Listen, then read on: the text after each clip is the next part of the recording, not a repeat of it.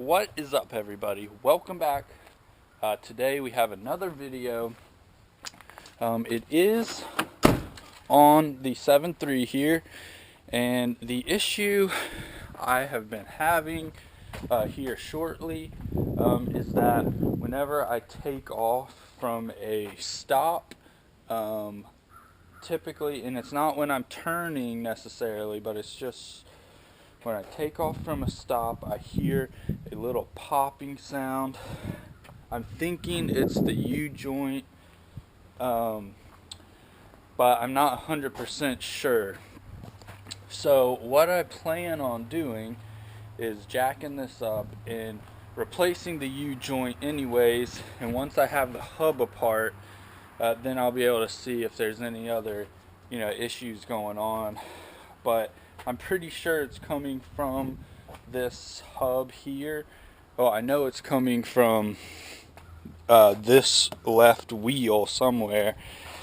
But anyways, so today I'm going to show you guys how to do a U-joint repair. It should be pretty universal for any application, but yeah, anyways, got the B3000 still running, but has trouble starting in the cold. When the temperature's around 60, it starts up right away. So I think I wired up something wrong in the glow plug and heater for the fuel. Something's just not right. So I do need to address that, as well as I also need to plug up this hole, because when it rains, water just gets down in there. But anyways, let's get over to this. I'm going to start by loosening the lugs, then I'll jack it up and we'll take the wheel off. Oh, got some ice.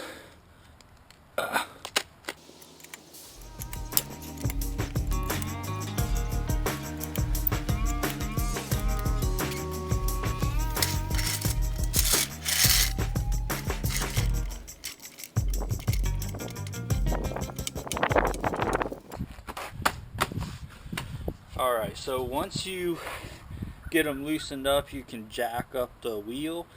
Then I'm just going to use my Milwaukee impact drill here. The next thing is take this off. If I remember correctly, I think it's a 21. Yeah. So there's two. There's one up here, one on the bottom. You don't have to take the caliper off itself. But what I like to do is use a hammer like that, and then same at the bottom, and take the whole caliper bracket and caliper off at the same time.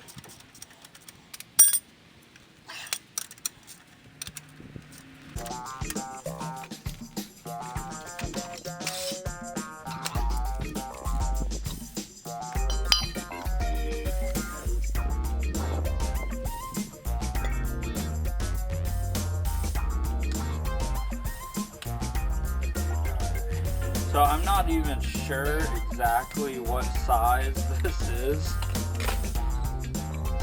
Yeah, it doesn't say on here. But it's this size right here.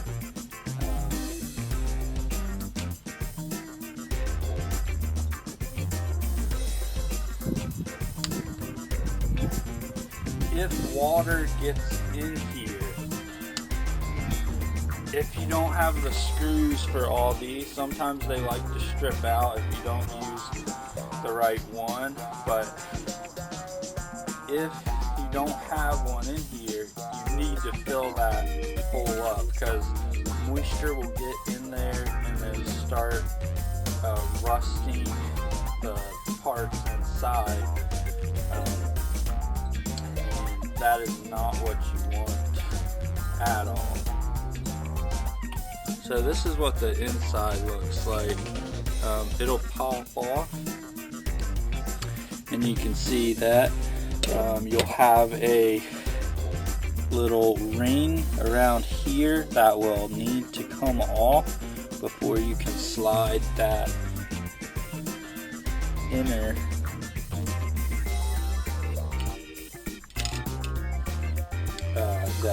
piece out. So the easiest way I have found is to use screwdrivers and find the end, which is right here. Here you go, I'll show you. Just pull that out like so, like that, and you want to keep that. You probably can buy these, probably, but I just haven't. And then just be careful, don't mess up your threads. Alright, so we'll slide that out right there. So now this comes out. Everything looks good with that. So once that is out, then I don't know if you can see in here, but you've got a lock washer and then with some washers behind them. So you will need your a lock washer thing. I tried it with screwdrivers before, and I never could get it. So you might be able to, but I never could. So that's as simple as that is. Pop that out, and then you've got a line of washers right like that. So keep those in order. So now this hub is ready to take out. So it looks like it's a 21. So you're gonna slide this back here, and you should be able to get it on right like that. Then at the top, you know, you can slide it on there too. So it's actually pretty easy. Then I take my hammer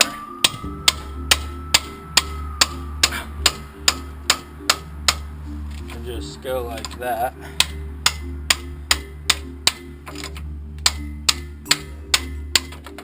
Move to the bottom one.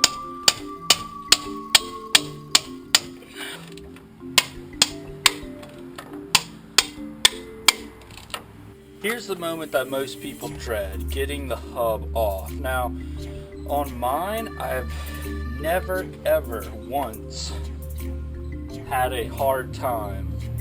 And they literally pull right out for me like that every time I've done it. And I'm running 20 by 14 wheels with 2-inch spacer adapters. So yeah, they're wide. So I go through Moog bearings, you know, probably 2 every year. So I've gotten pretty used to this. Anyways, now the next step is popping this out. What you are going to want to do is grab your crowbar, get right in here, and just literally give it a nice pull like that, and then you will notice this whole joint and everything pops right out like that. Now, alright, so for this next step, I recommend you having a vise that will make it go a lot easier. However, the first thing I would do is apply some, PV blaster or something to this joint here. Alright guys, of course it wasn't going to be super easy. Mine, on these ones, it's got these C-clamps on the inside here. They are so badly rusted. They will not budge. I banged on the joint down so it would hopefully break that seal, and it did. So then I took the screwdriver, pried under, and popped it out. That's how I'm gonna do these. So here you can see I've got the clips off, and I banged it through with a hammer.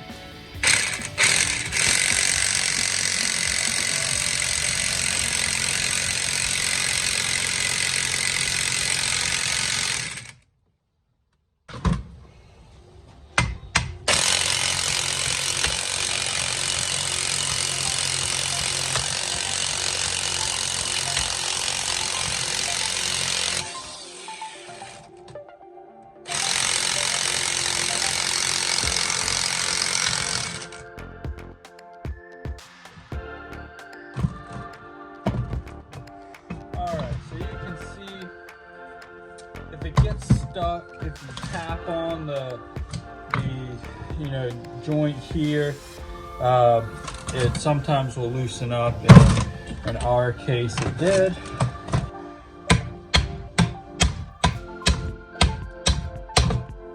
There we go. Pull this out.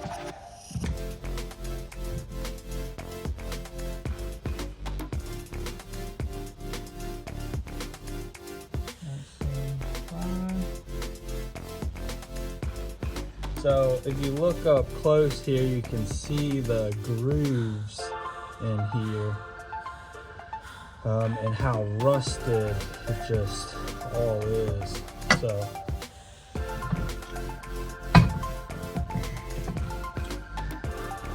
now we're gonna have to go back through this way.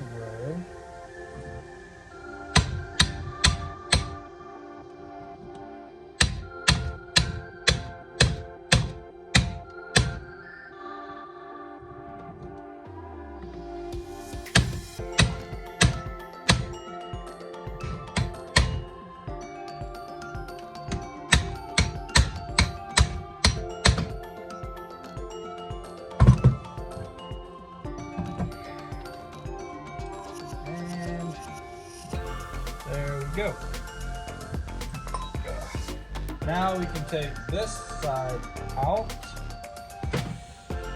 and now that leaves us with just this. So now I'm going to go ahead and do the same thing I did on the other one, which was I still need to take the clips out, but if I go like this,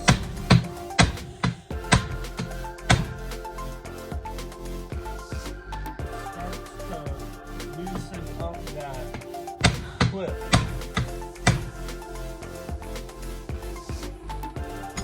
So now, I don't know if you can see, but there's a little gap now.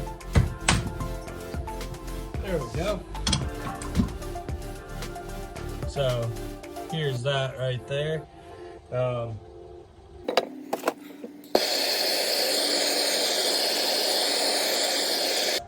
on. There we go. So sometimes heat is all you need. All right.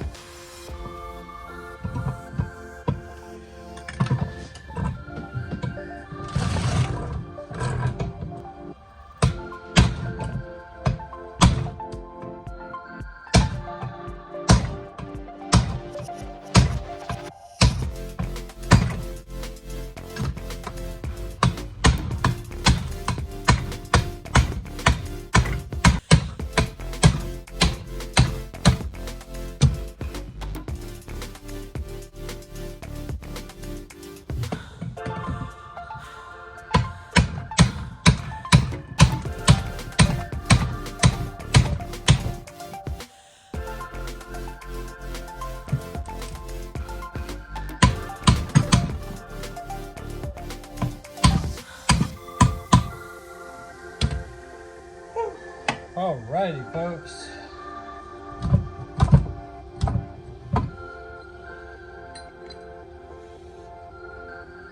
All right, guys, it's hard to say whether or not, this is the issue. It wasn't binding up that I could see, at least, but sometimes these joints get loose inside and then they start popping, and it was definitely pretty loose. So I'm thinking that's what it was. However, I'm gonna run to Advanced and pick up this part. What's up, everybody? I just got back in town. So what this one comes with is you can see right here, you can see the grooves, and then you've got the clips that go back in there. The outsides here, I'm just gonna take a file and just without getting the inside surface hit, but just file out some of these sharper burrs.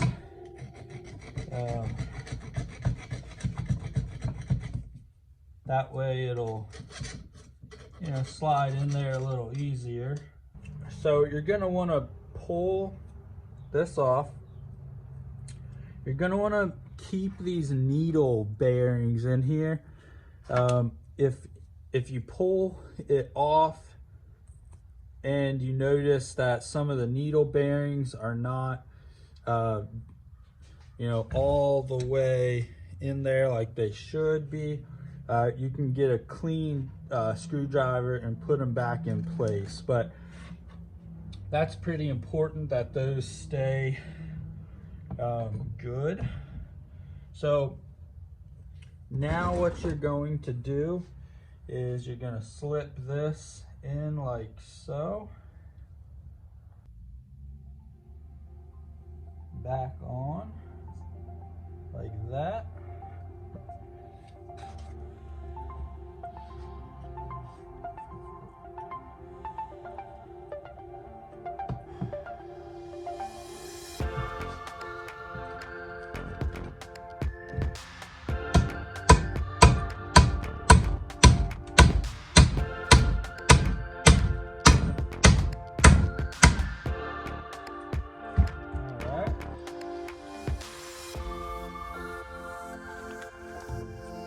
Now we're going to stick this one on here.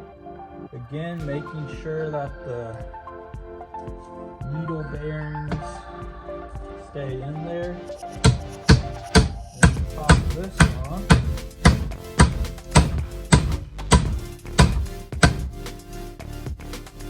Alright. And you can see right here, that's where the clip will go. Grab your hammer like this. There we go.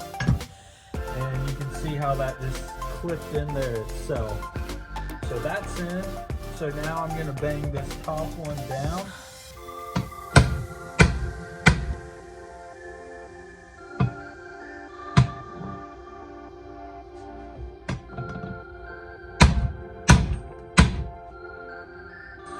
Okay, so now we've got it on.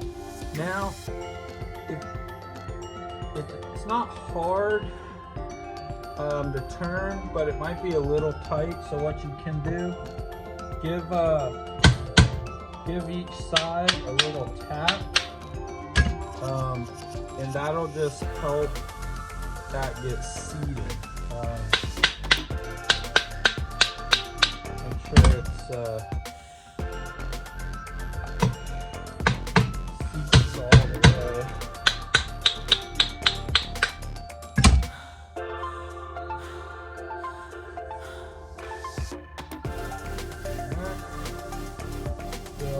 better before.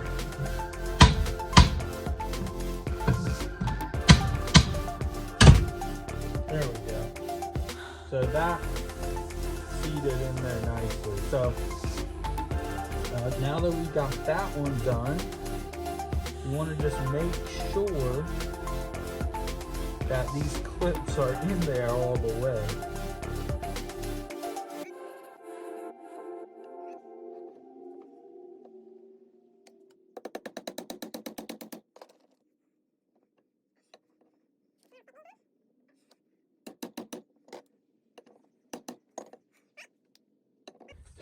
And there you have it, guys. That is how you replace a front U-joint on a, in my particular truck, it's a 99 F350.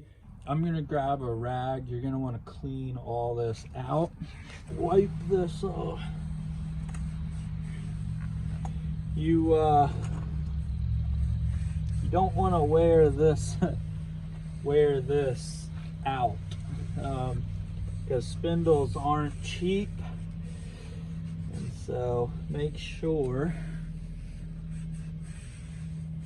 that it stays nice and clean. All replaced. Now you're gonna slip it back in there, and there we go. So now that this is in here, there is one more piece. Okay, so don't forget this piece either.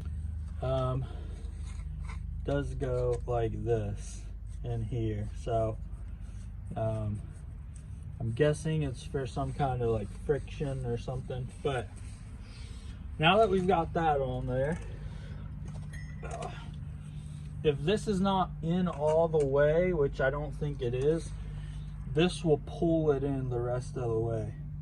But make sure all your needle bearings still look good, which they do. Now it's time to pop these back in.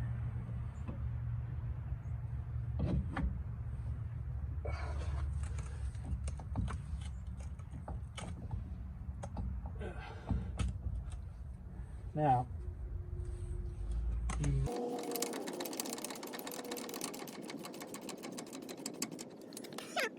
so that is going to suck that in.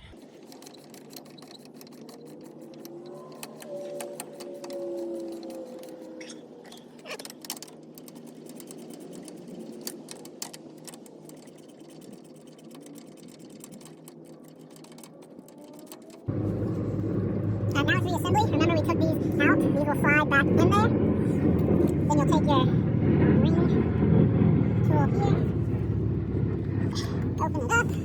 There we go. You'll hear it click in, and then it should spin around freely, but it won't come back out. And then you just gotta stick this back in here, like that.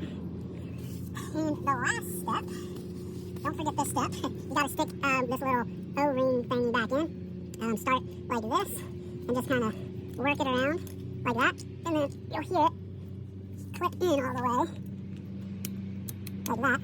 Alright, make sure it's in there all the way, because that can cause some issues. Then it's reassembly back on this. You should be able to line these three holes up like that, and that'll be that. Then we'll stick this in, and then just screw them back down. Super simple, super easy.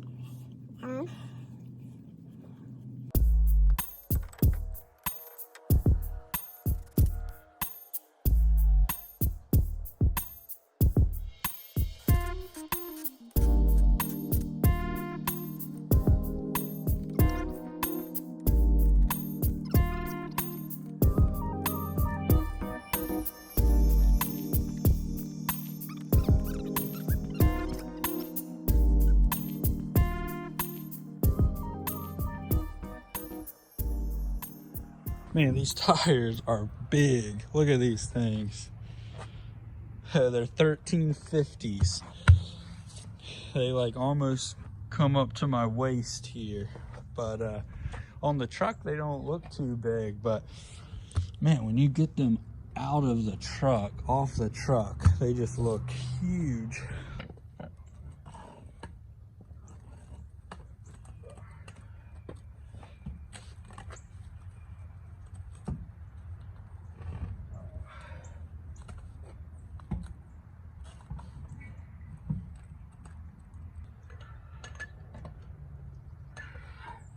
That right there, folks, wraps up the video on how to change your U-joint on your 99 F350. it's a whole range of different years that is for. So, you know, it's not just for the 99s, but pretty much any truck, that's pretty much it. The U-joints will vary on which style they are, whether they're the clips like I had or just the you know, O-ring kind of style, or some have like plastic tabs that you have to melt. Anyways, and that is it. Thanks for watching. Like and subscribe, and I will catch you on the next video. Peace.